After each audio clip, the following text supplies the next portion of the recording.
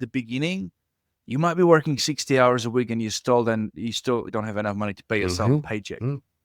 When it starts to grow, you might start to pay yourself, but then very quickly you realize you need employees. Then you hire employees. Now you're paying them and then you can't pay yourself again. When you can start to pay yourself again, then there's always downturns. So when those downturns happen, you still have to pay your,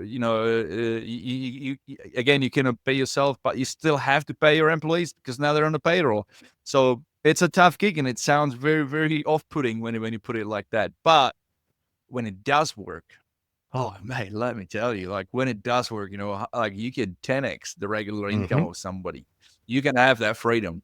So I 100%, approve the path of an entrepreneur. I've been entrepreneur myself for good 15 years. And just like you, so many bright ideas, so many cool things that didn't work out. And but we just keep going at it. I don't know what it is. Yeah. I wonder what it is. Like we could easily, like, where I'm in Canberra, there's a lot of government jobs and they're pretty cushy jobs. Government pays you all the benefits, higher everything, right?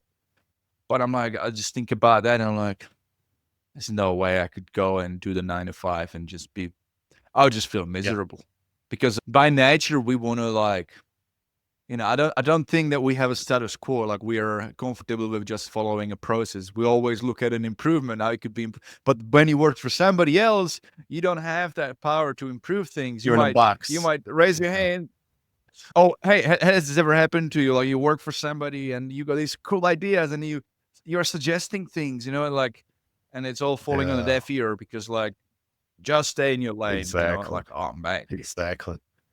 Yep. That's right. So you had that experience. You had a party, a guy who turned up with a bouncy castle, and it was terrible. That's why you kind of like, what I'll do better kind of thing. Before you decided to help others, obviously people were reaching out. People who were reaching out were also event party businesses. Because obviously you were in a community, right? That's what you do, right? When you're in a particular niche, you become part of the community because that's how you learn from each other. Okay, I get it now. So tell me about that. Before that happened, before you decided to take it to that second business where you'd help the other party events. What was it being like when you were running and you're still running that party business? Yeah, the party business does great. It's making multiple 6 figures.